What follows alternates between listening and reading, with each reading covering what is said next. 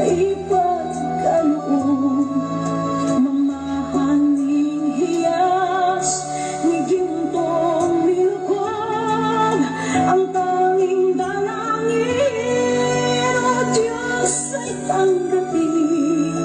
Ang tanging alay ko nawa ay gamitin. Ito lamang, Ama, wala nang iba pa akong hinihiling. Di ko akalain na ako ay bigyang pansin. Ang taong tulad ko di dapat mahalin. Ang tanging alay ko sa'yo, aking Ama, ay buong buhay ko, puso't kaluluwa. Hindi makaya ng maipagkaloob.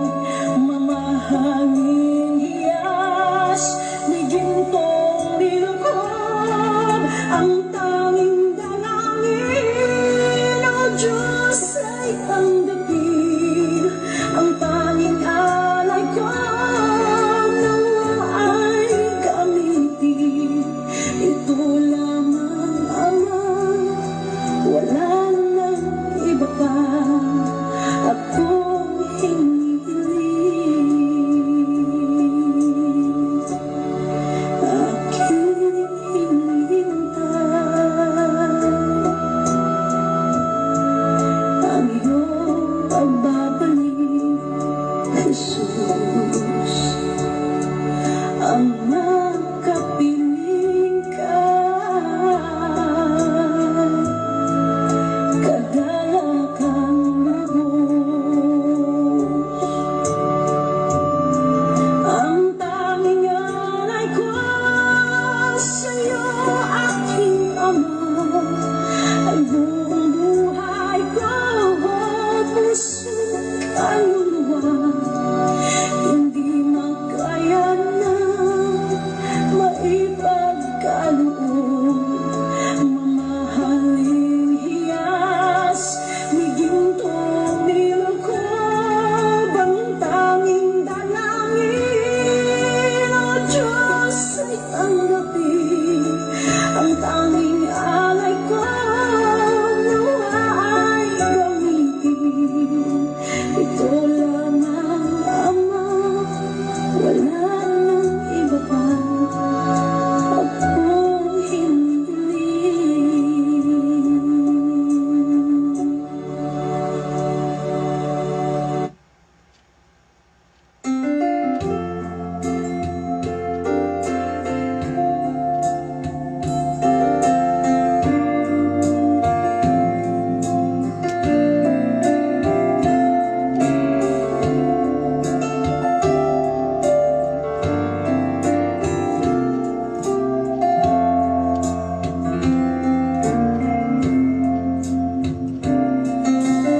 Lord, I offer my life to you. Everything I've been through, use it for your glory. And Lord, I offer my days to you, lifting my praise to you as a pleasing sacrifice. Lord, I offer you my life. Let's sing it. Lord, I offer my life to you. Everything I've been through, use it for your glory. And Lord, I offer my days to you, lifting my praise to you as a pleasing sacrifice.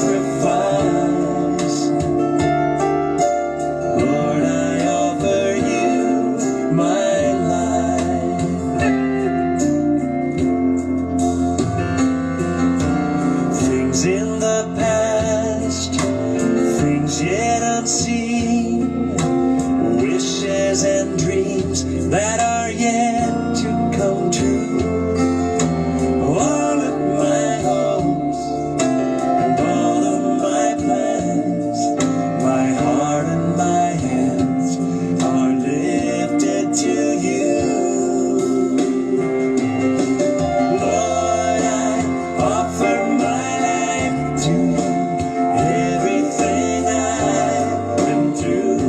Lord.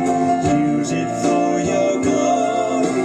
And Lord, I offer my days to you, lifting my praise to you as a pleasing sacrifice.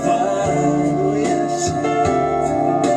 Lord, I offer you my life.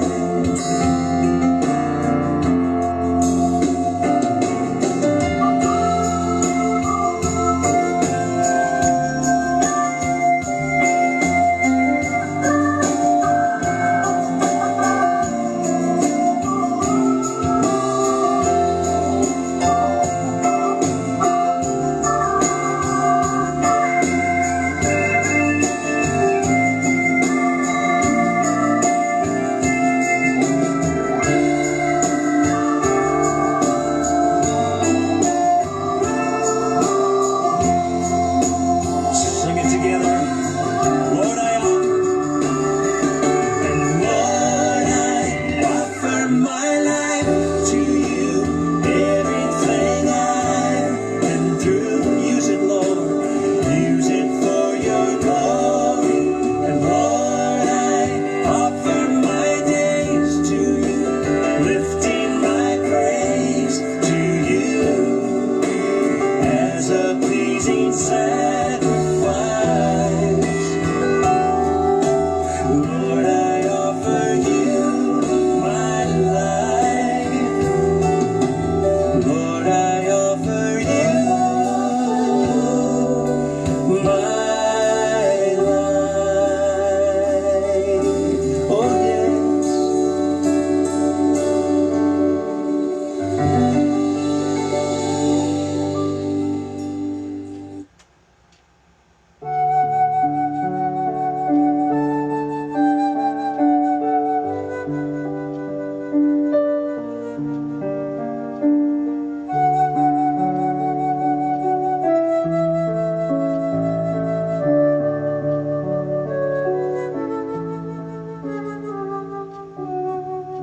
Tayo po'y manalangin sa ngalan ng Ama at ng Anak ng Espiritu Santo.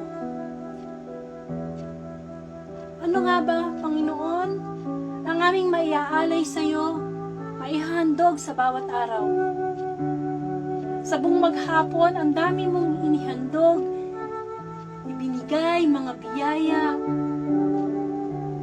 Ang oras na ito, Panginoon, ay isa sa mga maihandog namin sa iyo.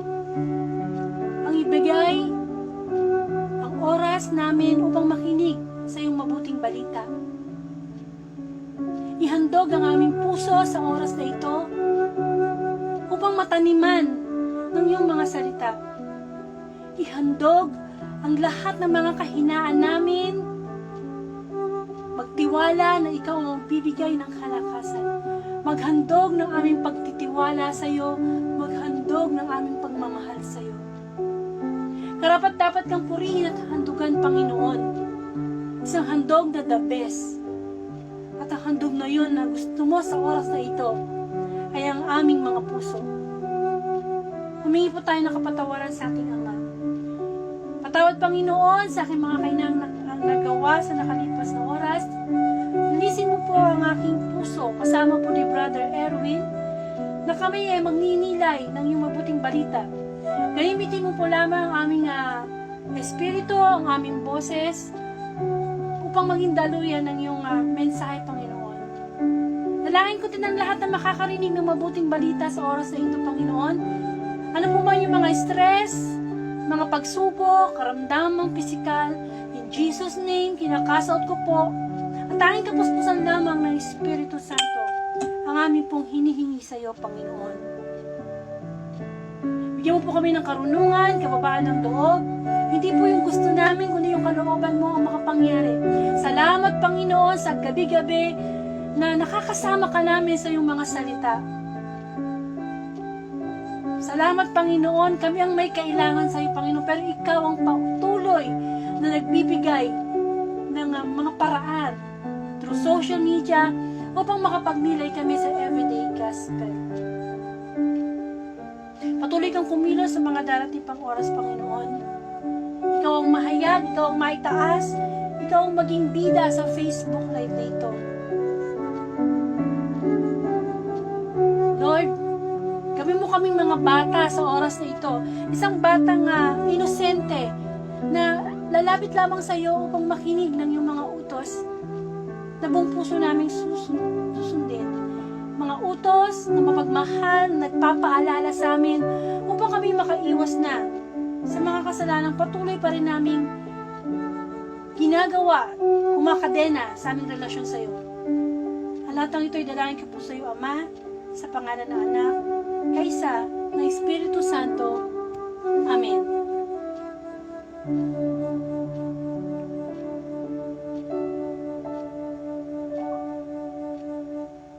Bigyan po natin ng parangal ang mabuting balita.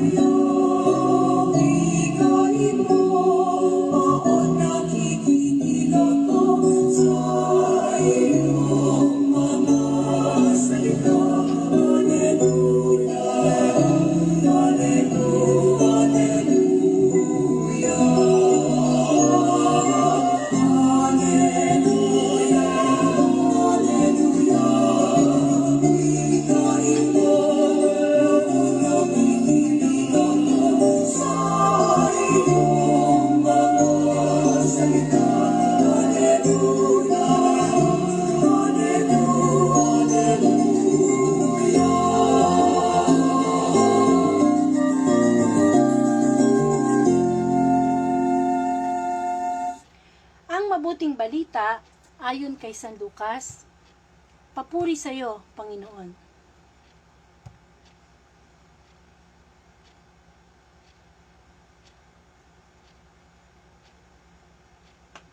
Lucas, 21 kabanata. Nang tumingin si Jesus sa paligid, nakita niya ang mayayaman na naglalagay ng mga handog sa templo. Nakita rin niya ang isang dukhang byuda na naghulog ng 2 salaping tanso. Sinabi niya, Ang inihandog ng dukhang biyudang iyon ay higit pa sa inihandog nilang lahat. Ang inilagay nila ay bahagi lamang ng kanilang kasaganaan, ngunit ang kanyang ibinigay ay ang buo niyang kabuhayan. Ang mabuting balita ng Panginoon, pinupuri ka namin, Panginoong Heso Kristo. Magandang gabi po sa lahat, pinagpalang gabi. Salamat sa Panginoon sa buong maghapon, bagamat tayo kanya-kanyang gawain, napagod ang ating pisikal na katawan. Ito po yung oras na tayo ipagpapahingahin ng Panginoon. Yung ating espiritu naman ang gusto niyang bigyan ng kalakasan. Huwag po tayong makukontento na bawat araw puro pisikal. Hindi naman po masama na tayo gumagawa buong maghapon. Mabuti po yan. Pero tulad lagi ko po nang ipinapaalala, na balansihin po natin ang ating buhay. Sapagkat physical life and spiritual life kailangan balanse. Sapagkat yan naman po talaga ang ating ihaharap sa Panginoon sa araw ng paghuhukom. Kaya kailangan yung ating espiritu malusog na malusog sa salita ng Panginoon. Napakabuti po ng Diyos sapagkat ibinibigay na niya lang ang lahat para sa atin. Ang ating espiritu at ang espiritu ng Diyos ay kailangan nagkakaisa. Hindi natin nakikita ang Diyos Ama. Kahit kailan, hindi natin nakita. Pero paano tayo magkakaroon ng communication sa Kanya? Siyempre, spirit to spirit. Sapagkat ang Diyos ay sinasamba sa katotohanan, sa espiritu at sa katotohanan. At ano yung katotohanan? Ay yung mga salita ng Panginoon. At ang katotohanan ang magpapalaya sa atin. Tandaan natin yan. Kaya patuloy tayong nagkakasala, meron pang hindi malaya sa ating sarili. Kasi meron pang salita na tayo na hindi sinusunod sa Panginoon. Upang sa ganun, everyday magkaroon tayo ng pagbabagong nilalang. New creation. Yan ang gusto ng Panginoon sa atin. Upang lahat tayo maging online, alagad. Naku naman, usong-uso na ngayon ng online. Ang gusto ni Lord, maging online, alagad tayo. I-share natin ang gospel sa ating timeline. Napakaganda pong tignan na ang ating timeline ay mayroong salita ng Panginoon. Lalo na kung gospel yan. Kasi, nagiging instrumento ka upang yung mga Facebook friends mo makarinig ng mabuting balita. At yan po ay utos din ng Diyos. Great Commission. Kaya sana po pagkatapos nyo madinig itong Monday Gospel, paki-share na lang po sa timeline nyo. Yun, nakasunod tayo sa Great Commission ni God. At ngayon po, salamat sa Panginoon, Monday Gospel ang ating pag-ninilayan. At November 23, 2020. Naku, 7 araw na lang. Matatapos na ang November, December na kung loloobin ng Panginoon. At tuwing alas 8 po ng gabi, eto nga po tayo ay sama-samang magninilay sa salita ng Panginoon kahit hindi tayo nagkikita. Amen po. So, napakadali na, no? Sobrang dali na makarinig ng mabuting balita. Kahit anong ginagawa, wala nang pamasahe, hindi magbibihis. Kahit kumakain ka ngayon, nakahiga ka ngayon, o lakasan mo yung volume ng cellphone mo para yung mga kasama mo dyan sa bahay makarinig, no? Isa din yan sa mga paraan ng pagpapalaganap ng mabuting balita. At syempre, ito'y tungkol sa ang kaloob ng babaeng balo. Mula siya sa Lucas chapter 21 verses 1 to 4. Ako po sa pagninilay ko mamaya, nilagyan ko siya ng hashtag piso mula sa puso. Pero meron po tayong makakasama ngayon na ka-brother natin na magbibigay ng kanyang pagninilay tungkol sa ano ba yung sa kanya, no? Sa kanyang sariling karanasan, ano ba yung ibig sabihin o mensahe sa kanya nung itong tungkol sa kaloob ng babaeng balo, no? Yung babaeng balo ibig sabihin ng byuda. Byuda siya. Amen po. At napakahalaga po talaga na pagka byuda ka na, ibig sabihin nag-iisa ka na. Hello. Good hello. Hello. Naku po, mahina. Pakilakasan po yung boses. Pakilakasan po yung boses, mahina po yung dating dito eh. Ay, narinig po nyo ako? Pwede po kayong tumawag, mahina po yung boses nyo eh. Sige po, baba ko po, tawag po kayo Mahina, ako lang nakakarinig. Brother, tawag na lang po kayo, try nyo po kayong tumawag sa akin. Baka sakaling, Oh, mahina talaga. Sige, try ko po kayong tawagan sa telepono Patayin ko po sandali Ayan. Ayan, try natin siyang tawagan sa kanyang cellphone. Kasi minsan sa messenger hina ng signal, no? Lalo na ngayong mga panahon na ito. So, try ko siya. So, habang kinokontak ko siya sa cellphone niya, yun nga sinasabi ko, byuda. Yun yung babaeng balo. Na ibig sabihin ng babaeng balo ay byuda. At ano ba ang byuda? Nag-iisa, wala na siya kasama sa buhay, di ba? O sino pa bang aasahan ng mga byuda? Siyempre, dapat ang Panginoon ang inaasahan ng mga byuda. Amen? At itong byuda na to, ikinuwento ng Panginoon na yan nagre-ring na.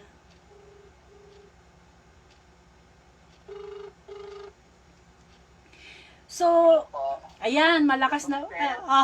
Hello po, magandang gabi po yan. Malakas na po. Malakas po ba yung boses ko? Opo, malakas po. Narinig ko po. Sige po. Sige, sabi ko nga po, ang gospel natin ngayon ay tungkol sa yung kaloob ng babaeng balo. Amen po? Amen po. Okay. Sige, pwede na po kayong magsimulang i-share yung pagninilay nyo o mensahe para sa inyo ng Panginoon tungkol sa gospel po ngayon. Ito na po, Okay, live sige na po po. kayo. Opo, sige po. Magandang gabi po sa mga nanonood po at nakikinig po ng Word of God, Daily Gospel. Ako nga po pala si Brother Erwin, isang member po ng Catholic Charismatic po ng Immaculate Conception ng Marikina at member din po ng Calap. Ngayon ang po ating pong topic ay tungkol po sa giving, pagbibigay po. Pagbibigay, ibig sabihin ay isa pong kabanalan. Sa pong kabanalan, kapag ito po ay maluwag sa ating kalooban. Sa interaction po ng ating Ebanghelyo, sa ating Ebanghelyo po ay may 2 taong binabanggit. Isang mayaman at isang mahirap. Subalit na mga si Jesus sa kaloob ng isang babaeng balo kaysa sa kaloob ng isang mayaman. Kung titingnan po natin bakit poring-pori si Jesus sa babaeng balo. Kaya tinitingnan po ng ating Panginoon si Jesus Kristo ang kagandang kalooban at pagmamahal para sa Diyos. Ano ba ang tamang pagkakaloob o pagbibigay? Ang number one nga sabi nga, she gives a better than others. Nagulog na higit sa kanilang lahat. Kung titingnan po natin, ang tinitingnan po ng Diyos hindi yung binibigay. Hindi yung binibigay natin, kundi kung ano ang natitira sa iyo. Kung titingnan po natin, minsan kasi ang ginagawa natin. Pag halimbawa, pag nagbigay po tayo minsan, tinitingnan natin yung maliliit, yung barya.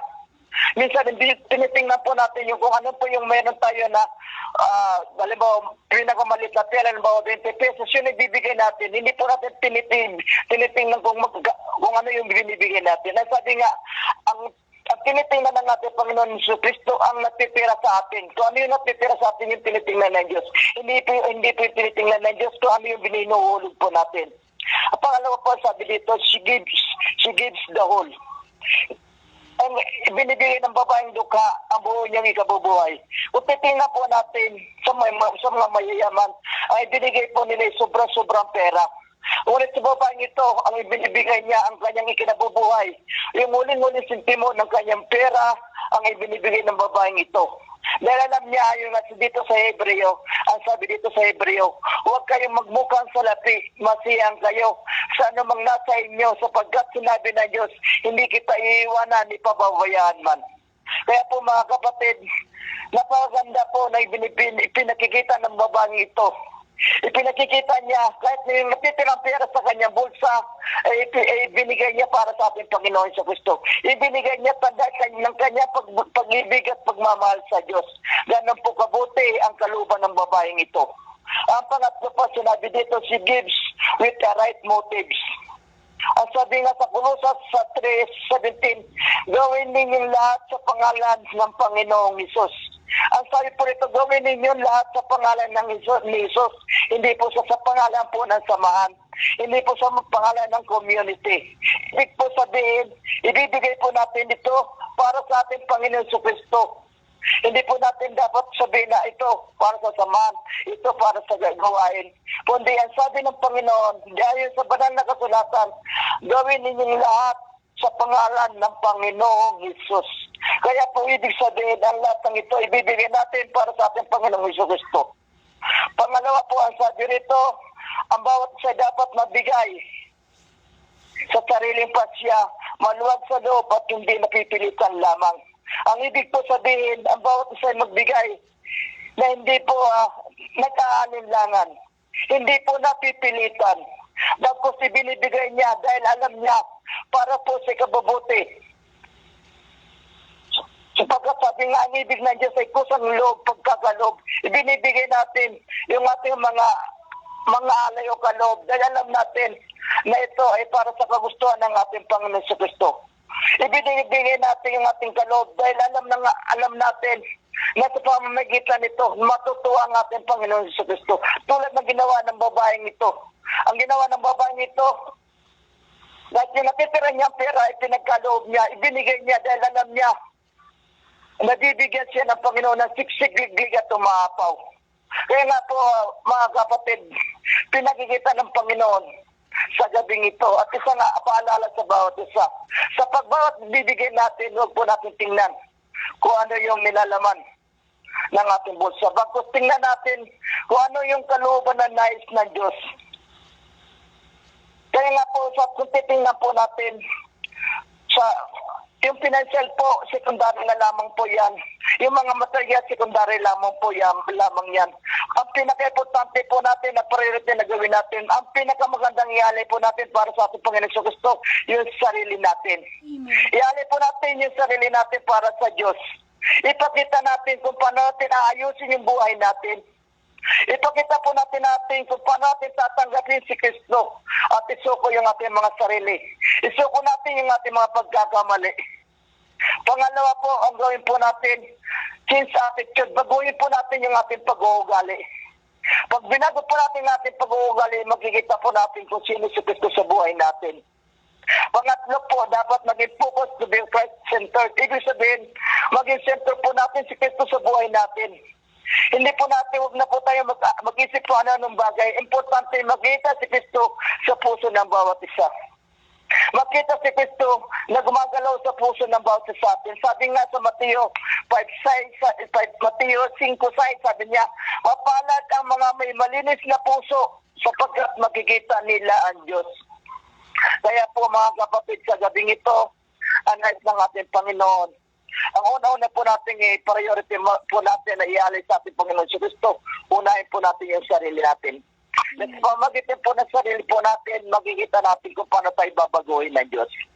So pamagitan po ng pagbibigay po natin ng ating sarili sa ating Panginoon si Kristo, makikita natin kung anong kabutihan mayroon ng Diyos. Sa pag-aali po natin ng ating sarili para sa Diyos, makikita natin, hindi pala tayo pinabayaan ng Diyos. Makikita natin na mahal pala tayo ng ating Panginoon si Kristo. Pag dumating man ang mga pagsusubok, masasabi natin, salamat sa Diyos. Mahal pala ako ng ating Panginoon si Kristo. Doon natin makikita yan, pag lahat ng yan, totally surrender natin sa Diyos. Totally susuko natin na sa Diyos yung bagay na ito, makikita natin kung gaano tayo minahal ng Diyos. Tulad naman sinabi ko, yung pag-aalay po sa material at sa material at sa financial secondary lang po ito. Ngunit ang pinakadabis po nayali natin ang ating mga sarili para sa ating Panginoong Kristo. Mahal po tayo ng Diyos, kailanman po hindi niya tayo iiwanan. Bagkos alalayan po tayo ng ating Panginoon. Dahil ang nais ng Diyos makita tayo na lumalagad po tayo sa matuwid na daan. Magandang gabi po, sister. At pagpalain po tayo ng ating Panginoon Kristo. Maraming salamat po. Amen. Maraming po salamat, brother. Napakaganda ng i-share mo. Talagang totoo na yung talagang the best handog yung ating mga sarili. Salamat po. Okay. So, regards na lang po kay Sister Jean. Amen. Ako na po. Maraming po salamat. Okay. So, tama yung sinabi niya, no? Ako naman, ang pagninilay ko naman po dito sa gospel natin ngayon, nilagyan ko siya ng hashtag piso mula sa puso. Kasi nasabi na halos ni brother yung gusto ko, may mga nasabi siya na i-share ko eh. Pero dadagdagan ko na lang, no? Hashtag piso mula sa puso. Ikaw, kung tatanungin ka, ano bang value ng piso sa'yo ngayon? Amen? Anong value? Mahalaga ba sa'yo ang piso? O maliit ang tingin mo kay piso? Minamaliit mo si piso? Diba? Halimbawa, ito, minsan nabigay ko na example na nagmamadali ka, meron kang kausap na tao, at yung kausap na tao mo na yun, kailangan magkita kayo sa tamang oras, no? Bawal ma-delay. Sa pagmamadali mo, nakakita ka ng piso sa daan. Ito ba'y hihintuan mo pa? Ito ba'y kukunin mo pa? O hindi mo na lang papansinin kasi nga nagmamadali ka eh. Amen? O usually, hindi yan papansinin. Kasi nga piso lang. Eh kung halimbawa, same situation, pero hindi si piso ang nakita mo, kundi si 1,000, anong gagawin mo? Sigurado, hihintuan mo. Bakit? 1,000 eh. Kaya siguro anong madali natin, pag 1,000 na yan, wag tayong maging plastic sa ating sarili, kukunin mo yan at kukunin. So ano ibig sabihin ito? Tayo pong tao, nagkakaroon po tayo ng tinatawag na yung pagtatangi. Meron tayong tinitingnan na malaki, maliit, maganda, pangit. Pero kung tutusin, kung ibabase natin ang mensahe ng Panginoon dito sa gospel, tungkol dun sa babaeng balo, sabi ko nga ang ibig sabihin ng babaeng balo is byuda. At ang byuda ay nag-iisa na lang sa buhay. At kapag ang byuda ay nag-iisa na sa buhay, usually, kung may mga anak yan, maaring yung mga anak nila, may kanya-kanya na rin pamilya. So, sino aasahan ng isang byuda? Siyempre, dapat ang Panginoon. At dito nga sa senaryo ng mabuting balita, nakita naman natin na yung mayayaman, ang lalaki ng iniaalay o inihandog nila doon sa templo. Samantalang itong babaeng mahirap biyuda na, mahirap pa. Eh baka mamaya matanda pa to, di ba? Ano yung nilagay niya? Barya lang. Barya. Amen. At yung barya na yon, maaring yun na lang yung kanyang natitira sa kanya. Pero dahil sa ang puso niya gusto niyang maghandog sa templo, ibinigay niya. Alam niyo po sa buhay natin ngayon, lalo na ngayong pandemic, ang hirap, ano tawag dito, ang hirap dumukot ng pera para ihandog mo sa simbahan, sa mga taong nasalanta ng bagyo, o kaya itulong mo sa mga taong lumalapit sa'yo. Hindi po ba? Kasi nga, ang daming nawalan ng trabaho, ang daming magsasara na business. Amen po. At ang tao ngayon, kanya-kanyang diskarte, magkaroon lang ng pera. Kasi nga, maraming establishment ang nagsara. Mga flight stewardess na nagtitinda na lang ng barbecue, magkaroon na ng pera. Amen. Sa mga nagtitinda, mga tindera, mahalaga ang piso. Amen po. Kasi yung piso-piso, pag pinagsama mo buong maghapon, yun na yung tubo nila eh. Kaya tayo, bilang mga tao, magbigyan natin ng halaga ang bawat salapi na pumapasok sa atin. Kahit ito'y piso, 25, 5. Bakit? Sapagkat hindi mabubuo ang 1,000,000 kung walang piso. Bitin. Di po ba? Bitin. At yung si piso, wag nating mamalitin. Nagpalit-palit na lahat ng mga bayani sa papel, pero si piso, matatag pa rin siya sa piso. Hindi siya mailagay sa papel. Hindi ba? At si piso, lagi siyang laman ng simbahan ng mga alay.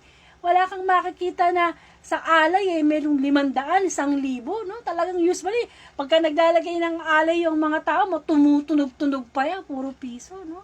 Ang daming use ni piso. Pero ang paghahandog na sinasabi ng Panginoon, piso mula sa puso. Kahit ano ang paghahandog na ibigay natin sa Panginoon, mapapera man yan o anumang bagay, kung hindi galing sa puso natin, walang kabuluhan. Amen?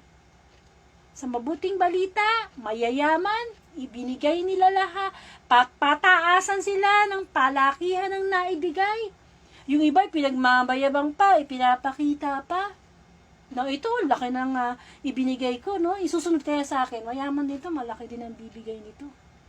Yun ba ang tinignan ng Panginoon? Kung gaano kalaki yung ibibigay ng mayaman? Eh, kung tutusin yung perang ibibigay ng mayaman sa templo, galing naman sa Panginoon yun eh. Wala naman, di ba, pinagkatiwala lang yung pera na yun eh. Pero yung babaeng balo, mahirap na siya, nag-iisa na siya, pero buong puso niyang ibinibigay. Ganun tayo dapat. Kapag tayo ay tumutulong sa kapwa, kailangan buong puso. Kapag halimbawa nasa labas ka at may nakita kang pulubi, lumapit sa'yo, humingi ng pera, kapatid, bigyan mo kahit piso. Huwag mong palalampasin na kahit piso hindi man lang makatikim yung pulubi na yun. Bakit? Sapagkat isipin mo na yung pulubi na yun ay nagbabalat kayong si Heso Kristo. Amen po. Kapag halimbawa naglalakad ka sa daan at may nakita kang batang nakahiga sa kalsada, matanda, tingnan mo na yun ay si Kristo. Kahit piso, bigyan mo. Amen? O kaya nasa jeep ka, biglang may aakyat, mag-aabot ng sobre. Kahit piso, lagyan mo. Bakit?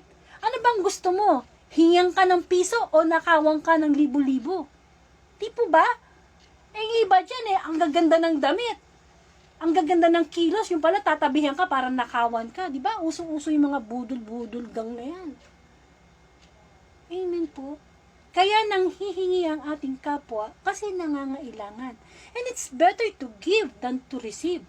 Ano bang gusto mo? Ikaw yung humihingi o ikaw yung nagbibigay? Amen? Mahirap kayang humingi. Bakit? Nagmumukha kang kawawa. Pag humingi ka, nagmumukha kang mahirap. Kaya, Hindi naman kasi kinakailangan na mayaman ka para makapagbigay ka sa kapwa mo. Amen po? Kasi dito sa gospel, hindi lang naman pinag-uusapan dito yung pera eh. Ano ba ang inahandog natin sa Panginoon sa araw-araw? C3 in giving. 3 letter C sa pagbibigay. Una, kapag tayo ay nagbibigay sa ating kapwa, kay pera yan, kay tulong yan, kay ano man yan. Number 1, kailangan may care. Ibig sabihin ng care. Pagmamahal. Tumutulong ka nga sa kapwa mo pero kasi napipilitan ka lang. Tumutulong ka nga sa kapwa mo kasi may utang na loob ka lang na dapat bayaran. Tumutulong ka lang kasi gusto mong maging sikat, maging famous. Kung halimbawa, politiko ka, tumutulong ka lang kunyari sa kapwa mo para makilala ka nila. Para next election na maboto ka nila. Hindi dapat ganun. Kamukha ng babaeng babalo, siya ay naghandog sa templo ng may care, may pagmamahal, may puso. Kahit barya lang, may puso. At yun ang binigyan ng halaga ng Panginoon. Nagbigay ang babaeng balo pero sa puso. Hindi siya nagbigay ng sobra sa kanya. Kung tutusin, yun na nga lang ang meron eh. Parang sinasabi ng Panginoon, kung maghahandog ka sa akin, ihandog mo ang buhay mo. Diba sabi nga, kung gusto mong maging alagad ng Panginoon, limutin mo ang lahat, pasanin mo ang sariling mong krus at sumunod ka sa akin. Ganon ang paghahandog sa Panginoon. Hindi yung natitira-tira lang natin. Amen? Kundi kung ano yung nakakarapat sa Panginoon. Kamukha nitong pakikinig sa Facebook Live. Hinahanapan ba tayo ni Lord ng malaking oras, mahabang oras? O sige, makinig ka ng gospel, 2, 3 oras, 8 oras, hindi. Kaya kung gabi-gabi ka nang nakikinig ng mabuting balita, isa ka na sa tutularan mo ang babaeng balo na yung quality of time. Actually, itong ginagawa natin paghahandog sa Panginoon to eh. Yung quality of time na makinig tayo sa kanyang mabuting balita upang makapagnilay tayo. Diba? Hindi siya naghahanap ng malaking oras. Sabi niya, yung itong oras na ito, ibinigay mo yung oras na ibinigay ko sa'yo. Sa 24 hours, binigyan mo ko ng 1 hour para makinig ng mabuting balita. Handog na natin sa Panginoon yan. Handog na may care. Makinig tayo ng may pagmamahal. Kasi ang mabuting balita ay pagmamahal ng Diyos. Pangalawa, contribution. Ano yung contribution? Kapag tayo ay naghahandog, ibig sabihin yun, nagbibigay tayo ng contribution sa ating kapwa. Sabi nga, kung ano yung ginawa natin sa ating kapwa, ginawa natin sa Panginoon. Gusto mo ba mabuhay dito sa mundo na wala kang walang naging contribution, kabutihan sa kapwa mo? Amen po. Kung halimbawa, tapos ka ng teacher ka, meron isang bata nga wala siyang pabayad ng magtuturo sa kanya, yun, pwede mong maging contribution, pwede mong maging handog yun, magbigay ka ng libreng pagtuturo sa kanya. Kung halimbawa attorney ka at wala pang bayad yung kapwa mo, magbigay ka ng contribution na matulungan siya. Ang paghahandog, ang contribution, napakahalaga. Amen? Yung mga ipinagkakatiwala sa atin ng Panginoon. Mga pera, kayamanan, talents. Amen? Talents, time. Amen po. Contribution. Paghahandog yan. Nagko-contribute ka kung ano yung meron sa'yo, isinishare mo sa iba. At pangatlo, yung contentment. Kapag tayo po ay nagbibigay, ibig sabihin, meron tayong contentment. Ano ibig sabihin nun? Sa mabuting balita, ay ba binibigay ng mga mayayaman, sobra lang sa kanila. Pero tayo, nakokontento tayo kung ano yung meron. Kung ano yung meron ka, ibinibigay mo pa sa iba. Kung ano yung matira sa'yo, nakukontento tayo. At nagpapasalamat tayo sa Panginoon. Amen po. Isa sa mga pinakamahirap gawin kapag ikaw ay nagbalik loob sa Panginoon ay yung paghahandog, yung pagbibigay. Bakit? Kasi Nung tayo hindi pa nakakilala sa Panginoon, ang dadamot natin. Lagi nating iniisip ang ating sarili, di po ba? Pero kailangan talaga na tayo'y maghandog sa Panginoon. Kung hanggang ngayon, hindi ka pa rin nakakapagpatawad, anong klaseng handog ang bibigay natin sa Diyos? Anong iaalay natin sa Panginoon? Galit? Inggit? Kasamaan? Pagiging masamang anak? Alibughang anak? Sinungaling? Di po ba? Araw-araw, naghahandog sa atin ng Diyos. Araw-araw, pinapakain tayo ng Panginoon. Hinahandog niya yan ng may pagmamahal. Kaya ka nakakabasa, nakakalakad, hinahandugan tayo ng Diyos ng kalakasan. Bakit kahit konting oras hindi natin maihandog sa Kanya? Amen? Napaka-unfair nating tao. Kaya sa gabing ito, sa gospel nito, ito po itatanong sa atin ng Panginoon na pwede nating isama sa ating pagninilay. Handa ka na ba na ibigay ang lahat sa buhay mo bilang handog mo sa Diyos? Ano ibig sabihin nun? Ibig sabihin nung lahat, wala kang iiwan sa sarili mo. Kung ikaw ay magagalitin, handa mo bang ibigay kay Lord yung pagpapakumbaba? Kung ikaw ba ay yung tipo ng taong mapanloko sa kapwa, handa mo bang ialay sa Panginoon ang magbalik loob ka sa Kanya at huwag ka nang gumawa ng masama? Kasi hindi lang naman material na bagay o pera ang sinasabi ng mabuting balita, kundi yung paghahandog natin ng ating buong sarili sa Kanya na mula sa puso. Na kung paano ang piso o ang barya ay dapat natin bigyan ng halaga, mas lalo na ang ating kaluluwa. Kailangan everyday naghahandog tayo sa Panginoon. Sapagkat habang naghahandog tayo sa Panginoon, tayo'y nagpapasalamat sa Panginoon. Yan ang tandaan nyo. Amen? Kapag tumutulong ka sa kapwa mo, hindi dapat, sabi nga yung ginawa ng kabutihan ng kanang kamay, huwag ipaalam kay kaliwang kamay. Ano ibig sabihin nun? Pag tumulong tayo sa kapwa, ito'y kailangan maging lihim. Upang sa ganon, ang nakakita na ating Ama ang siyang maggagantimpala sa atin. Amen? Hindi yung tutulungan mo, yung mga taong makakaganti lang ng tulong sa'yo. Hindi ganon. Tutulungan ko to, makakaganti to Pagdating ng election, makakatulong sa akin to. Yung bang alam ng Diyos yung motibo ng ating puso sa pagtulong? Amen? Sa panahon ngayon na fast technology, talaga naman ang online nag-boom. Amen po. Maraming ginagawa ang dyablo para hindi tayo makapag-alay sa Panginoon. Ang gusto ng dyablo, sa Kanya tayo mag-alay. Mag-alay tayo sa Kanya ng kasamaan ng ugali. Mag-alay tayo sa Kanya na huwag tayo makikinig ng salita ng Diyos. Amen? Na yung pride natin, ihandog natin sa Panginoon na gawing mababang kalooban. Lahat, ialay natin sa Panginoon kasi yung iaalay natin sa Kanya din naman galing Amen?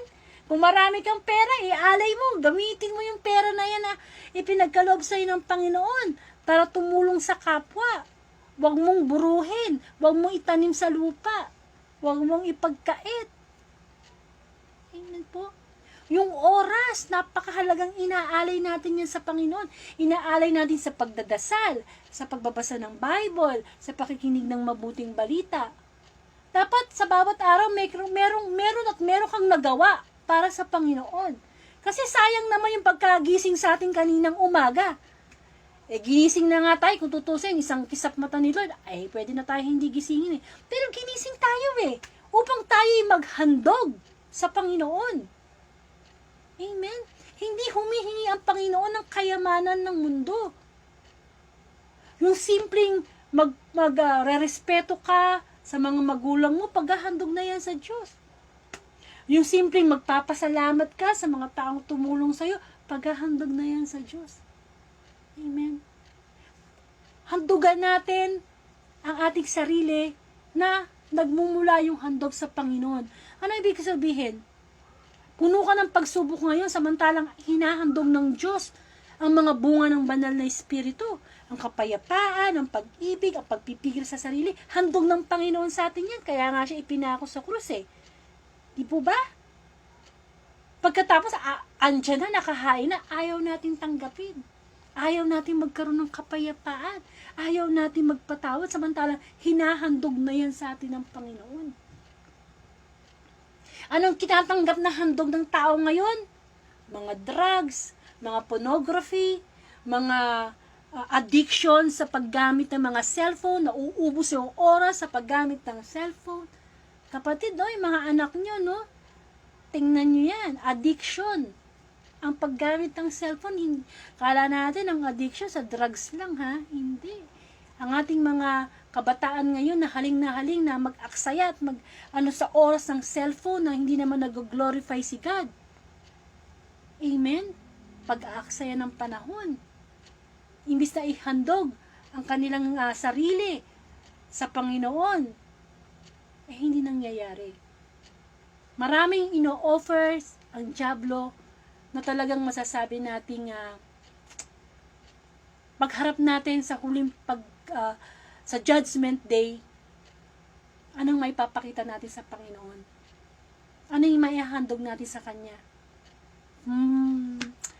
Malinis ba yung puso natin? Pagka sinabi na yung Judgment Day na, ikaw Sister Celia, ano ba yung handog na dala mo dito sa akin sa harapan ko ngayon? Ngayong huhusgahan na kita. Amen. Tama. Ang pinakabuod ng gospel na ito ay ang ating mga sarili, ang ating ihandog sa Panginoon. Ang ating oras, ang ating talent. Amen. Yung mga bagay na meron tayo na maihandog natin sa Panginoon to glorify God, ibigay natin.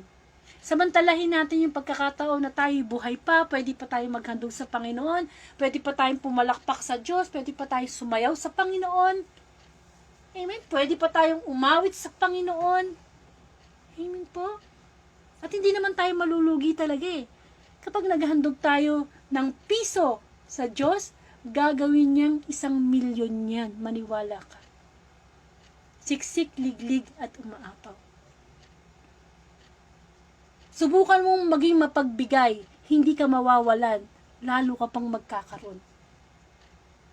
Kasi, kaya ka lang natatakot tumulong sa kapwa kasi akala mo mawawalan ka. Hindi totoo yan. Amen po.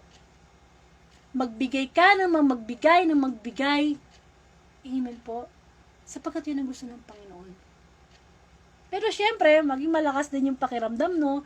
Dahil meron din mga tao na nanamantala sa pagbibigay o tulong na ginagawa ng kapwa.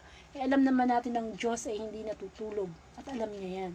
Basta dapat ang hangarin natin is nagbigay tayo ng buong puso. Ngayon, nasa sa tao na yun kung niloko tayo, hindi. Sa Diyos siya mananagot. Kasi yung natanggap niyang tulong, galing sa Diyos. Kaya yung mga may utang sa inyo na hindi nagbabayad, na tinulungan nyo nung panahon na nangungutang, huwag po kayong magagalit sa kanila. Sapagkat hindi kayo ang inutangan. Hindi kayo yung hindi binayaran. Ang Panginoon. Amen po. Huwag kang papayag na sa halagang 500 piso, 1,000 piso, ay magiging dahilan para ikaw ay magkasala at magalit sa kapwa. Amen po. Ihandog natin ang ating buong sarili sa Panginoon at hindi naman tayo malulugi sapagkat ang handog ng Diyos ay buhay na walang hanggan sa mga taong handang ihandog ang lahat para sa Panginoon. Tayo po ay magkaroon ng closing prayer. Sa ngalan ng Ama at ng Anak ng Espiritu Santo. Amen.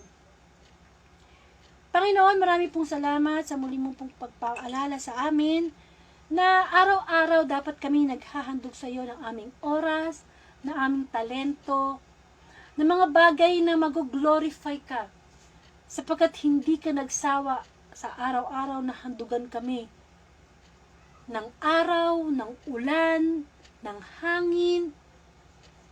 Salamat, Panginoon, sa puni mong pagpaalala na hindi ka tumitingin sa laki o sa liit ng aming inihahandog, kundi tinitingnan mo ang laki ng aming puso sa paghahandog. Nawa, sa mga pagkakataong nilalapitan kami ng aming mga kapwa, lalo na mga walang-wala, mga pulubi, makita namin ang iyong mukha, Panginoon.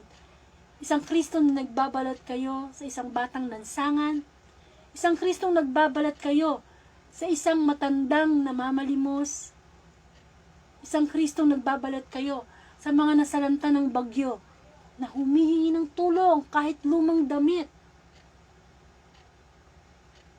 Tumulong kami, maghandog kami ng magaan sa kalooban na hindi kami napipilitan lamang. Maghandog kami ng mga bagay na sayo din naman ng galing Panginoon na ginagawa mo lang kaming messenger para iabot ito sa aming kapwa. Ikaw ang maghari sa aming puso, ikaw ang maghari sa aming pagkatao, sa aming espiritu, na lagi mong ipaalala sa amin na ang sarap ng pakiramdam kahit nakakatulong ka lang sa maliit na paraan. Napahalagahan namin ang bawat piso na ibinibigay mo sa aming Panginoon, sapagkat itong piso na to, maraming tao na ang piso pinaghihirapan nila.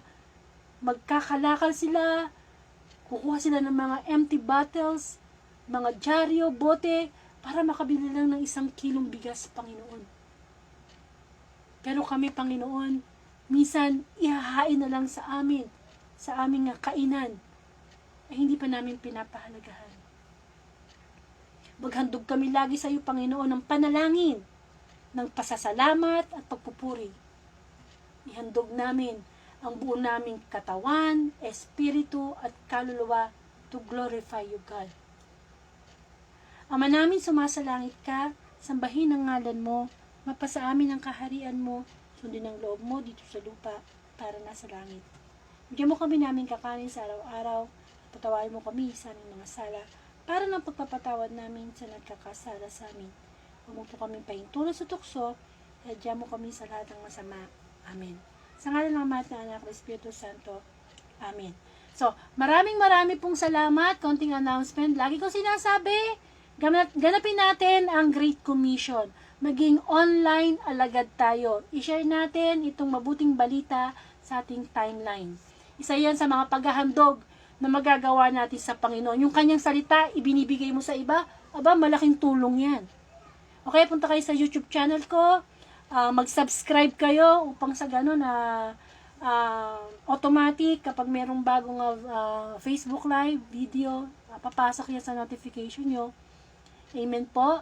And syempre, kung meron kayong Thanksgiving at prayer request, pwede nyo po yung private message sa akin para maisama po natin sa everyday nating panalangin. New creation! Nako, pagising mo sa umaga, isipin mo na gusto ni Lord, lagi tayo maging bagong nilalang. I-viral ang mabuting... Magtulungan tayo. Amen po. Kahit hindi ko po kayo nakikita, kahit hindi nyo ako nakikita, magtulungan tayo na i-viral ang mabuting balita. Hindi yung ang nagba-viral pag may sex scandal yung artista. Ay nako, grabe ang viral. Hindi dapat ganun na nagba-viral sa social media. Dapat ang salita ng Panginoon. Kailangan po natin yan. Of course, kung ibibigay po ni Lord ang November 24, 2020, Tuesday Gospel. Muli po tayong magkasama sa tuwing alas 8 ng gabi upang magnilayan ang mabuting balita ng Panginoon. At napakaputi po ng Diyos. Amen po. Lagi natin ilagay sa puso natin, Lord, I offer my life to you. Jesus, you're my number 1.